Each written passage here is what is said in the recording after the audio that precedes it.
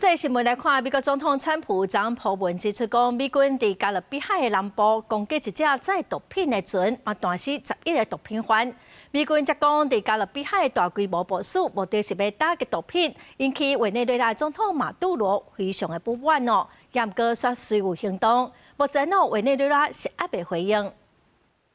美国总统川普初日伫真实社群答文表示，伫伊的命令之下，美军伫美南方苏林堡这群区内，对经过确认的阿拉瓜火车帮毒品恐怖分子发动一摆打击。当下恐怖分子当伫国际水域运输非法毒品，准备去美国。伫攻击之下，有11名恐怖分子当场死亡，美军无人受伤。这是对所有想要将毒品运入美国的人明确的警告。川普表示，美国参谋首长联席会议主席凯文已经向伊 Literally shot out a boat, a drug carrying boat, a lot of drugs in that boat. We have a lot of drugs pouring into our country, coming in for a long time, and we just these came out of Venezuela.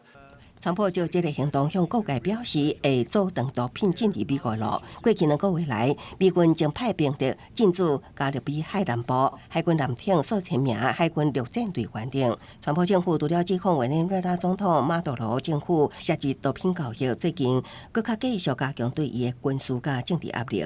包括收金5000万美金，输抵马杜罗找伊罕见的召开记者会，就抓美国人发动攻击，伊会动员规国家抵抗外来军事干预。迄日，川普也宣布，美国太空司令部总部会为科罗拉多州刷到阿拉巴马州，推翻民主党籍前总统拜登的决定，理由之一是不满科罗拉多州温准选民以假配方式投票。 This will result in more than 30,000 Alabama jobs. The problem I have with Colorado, one of the big problems, they do mail-in voting. It means they want dishonest elections.